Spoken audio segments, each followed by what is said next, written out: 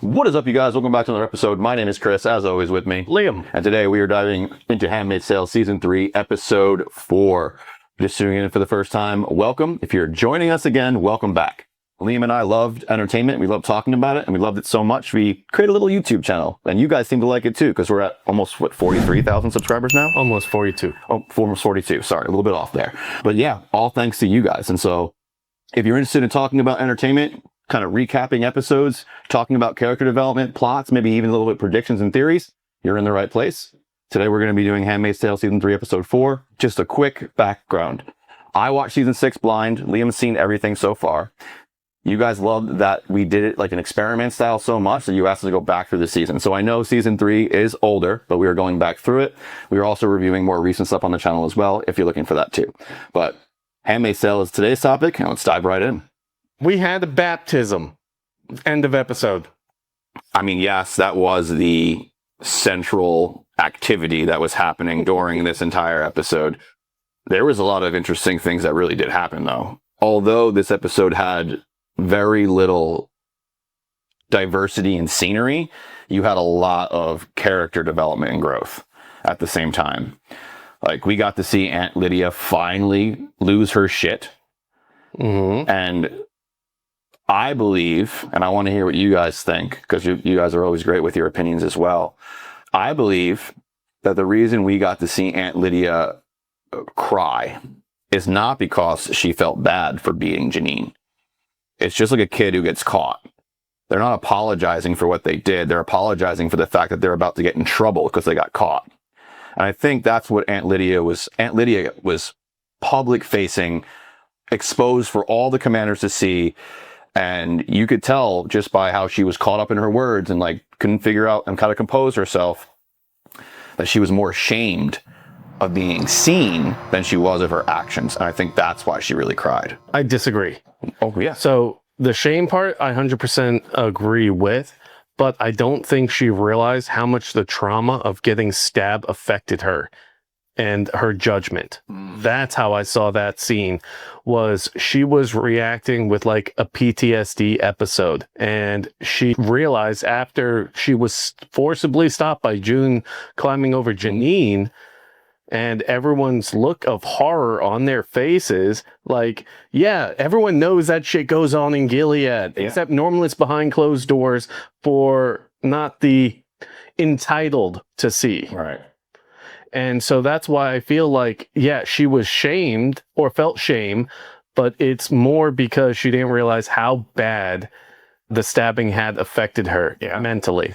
No, I could definitely see that as well. Just so in June's reaction, so when she initially tries to stop her, like Aunt Lydia goes full like lioness on her, like angry, and you could see in June's face like the genuine fear of like what Aunt Lydia would be capable of doing in that moment, and I could totally see that being a PTSD reaction. And right before that, you had her talking to Janine, Aunt Lydia talking to Janine, like Janine's like, oh yeah, I'm very grateful, and that she truly does care for her, like it's her mother in this situation, which I feel like was groomed to feel that way. But at the same time, Aunt Lydia has genuine love for Janine. Yes, but she's also a true believer. And so despite love, she will do her duty, right? And so I think we don't see a true crack in Aunt Lydia because of love until season 6. I think what we're seeing here is her stepping up in the line of duty, being triggered PTSD, also the shame of being exposed, and then having to deal with that. I think what you said was great. It was a great addition, because I can see that genuinely in the reactions of those around her and what she was going through. But also at the same time, I don't necessarily think that her love for Janine weighed into this situation at all. She was almost oblivious to the fact that it was even Janine. To her, I think it was just a handmaid stepping out of line. That's more evidence towards PTSD reaction. Yeah. Because you heard the ones that you love most first, right? And closest to you. There's two thoughts behind this, and I believe both are true. One is that you can hurt those you love because they'll take it, right? Like, because they love you so much that they'll be more understanding with what you're lashing out about and take the blunt of that, right? The interaction with Serena, Yeah. I absolutely loved. And Fred. Because June's talking to Fred, and Fred wants to win her back, like talk about how bad Serena is right now, not in terms of behavior, but mentally. Yeah. Like she is down and out mentally.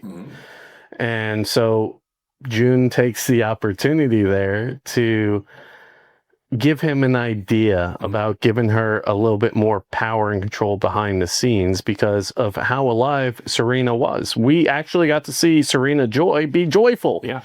Because she got to do something that she loves and is deeply passionate about.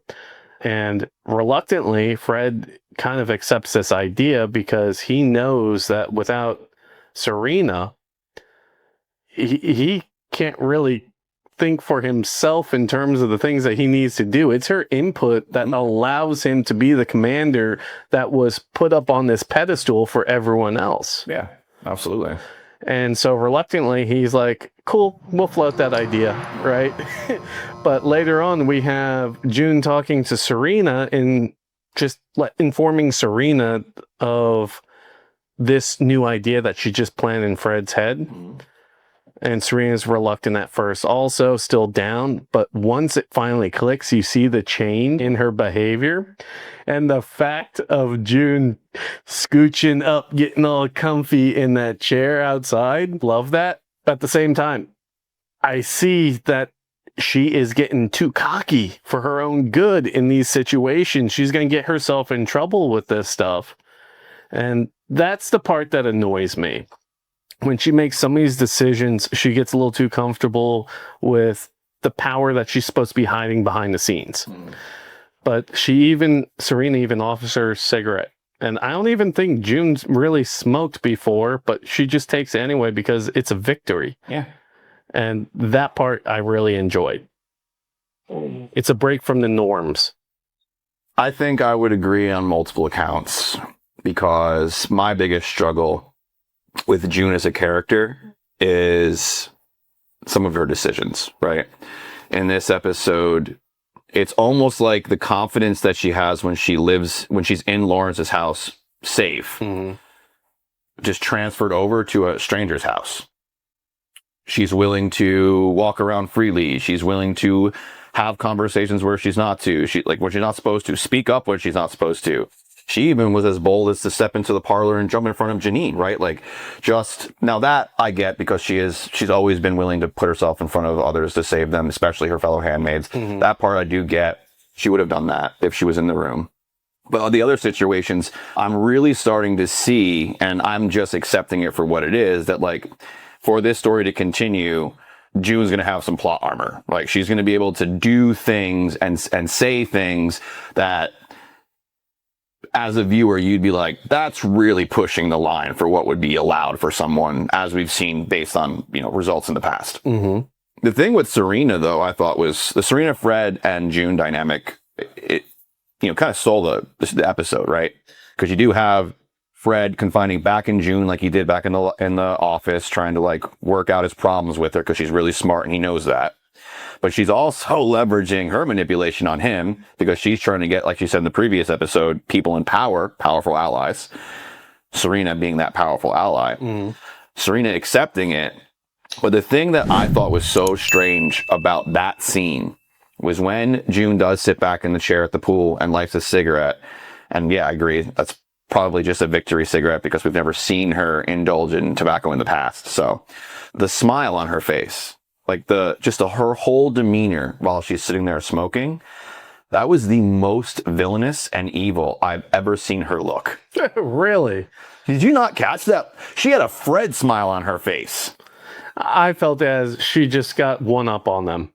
I didn't see it as evil. Well, I totally get that there was a reward, but the way you know what it was? It reminds me of Jim Carrey as the Grinch. When he does that wicked smile. Never seen it. Oh, musical. It's not a musical. They sing. So if anybody sings at all in a movie ever, you can't watch it. No. To me, that's still a musical. Oh, okay. Well, Jim Carrey was a phenomenal Grinch, and that's what it reminds me of. It's like that Grinch smile. I'm like, okay. Anyway, small detail that I noticed, and I'm like, oh, that was the first time I've seen that. And for me, I love the art of acting, right? The art of taking on a role that is not you. And so that's kind of like why I like complex villains. I like villains who aren't just, I mean, the Joker's great. He's out to create chaos and like watch the world burn. But I like villains with layers. Like Aunt Lydia is fascinating to me because she is a layered villain. So a little context, School of Rock, lots of singing in that, but it's not like singing along with what they're doing. That's the part that really fucks with my head. So I'm good with School of Rock type stuff. Yeah. Singing music shows like that, I'm good because it's actual regular songs. It's not, oh, we're singing as we're building presents. We're doing this. No, not me. Not a fan of that at all. What about the movie Elf? I'm not a big fan of Will Ferrell. Do we just unbecome best friends? Man, Step Brothers, I quote that movie so much. Step Brothers I like. Oh, I reversed the quote with that. That's what that was, because they're like, did we just become best friends? Yeah, so that I like, but he's hit or miss for me for movies. So it's almost like where Nicolas Cage is right now, where one of every 3 movies is good. That's how I feel about Will Ferrell. Okay. Fair enough.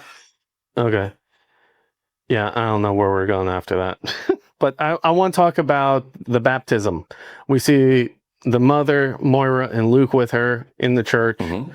And I think it's hilarious how the mom is like, careful about these religious ones. That's how they get you. And Moira's like, oh, they must really love me because she's gay. Yeah. And that whole thing. But I just love that whole interaction with how June just handled it too. She's like, I appreciate y'all being here for me, but please stop. Yeah. Yep. I mean, obviously Holly is hinting towards Gilead and what could come. And then what I think is kind of interesting and symbolic in this episode is that you do have the Gilead baptism, and then you have the flashback of Hannah's baptism. But then you kind of end the episode with Nicole's baptism, which kind of is like the two sides of one coin, if you will, where Gilead is like religion corrupted and gone wrong. And then you have this pure, innocent baby being baptized in a religion that believes in care and love and faith. That's actually wiping away the sins of here. And I thought that was kind of like a nod to like the fact that like religion can be used for good, and Gilead is just happening to be corrupting it and using it for the most vile reasons. Yes. But it was good that they added that. I agree. And that's how they kind of ended it too, was in the church with the baptism, right? Because it was in the beginning too. But what was I looking? When the episode started, I wasn't really sure what the hell was even going on. I'm like, why is everyone marching somewhere? Like, what are we doing? Is there another execution that I wasn't aware of? Like, what's happening? And then as it slowly progressed, I'm like, oh, we're going to a baptism. We're going to a church. There's going to be a bunch of babies. And I only thought it was going to be the Putnams. But then it was like everybody with a baby. And we're even going to harp on the fact that one got taken. Yeah. June was cringing at that. Fred was too. Yeah. Fred was he was wiggling in his seat. He couldn't sit still when they were talking about it. Sad we didn't get Commander Lawrence in that episode. He doesn't leave his house much, does he? No. Yeah, I was going to say, we don't see him ever unless he's home. He's a recluse. Yeah. I'm not. Liam, when's the last time you went out your front door? Yesterday. To get the mail? No, just to go outside. Oh, very good then. Very good. Yeah, just to get a little bit of sun. But I go with that D. Every Navy joke, every day I wake up and one of the first things I do when I let the dogs out is the salt water and step outside. Nice. Yeah. Got to down that water first thing in the morning, get the brain flowing again. And then, yeah, some fresh air and some D. Some good old vitamin D. Yeah, man, those things, I mean, they work. Yeah. Yeah, so this episode, again, it was a lot of small moving pieces and a lot of secret conversations that really made this episode. You know, the episode with the conversations between the handmaids and finding out that the one that she goes shopping with, I don't really know her name. I don't think she said her name yet on camera. She's had 3 babies as a handmaid. And I think in that moment, June started having a little bit of compassion for her. until a little bit later in the kitchen when she's talking shit, and then June kind of can't take it anymore. Well, yeah, she's defending everything that they're doing. So did the one who blew herself up at first. Mm-hmm. But she saw the light. She did.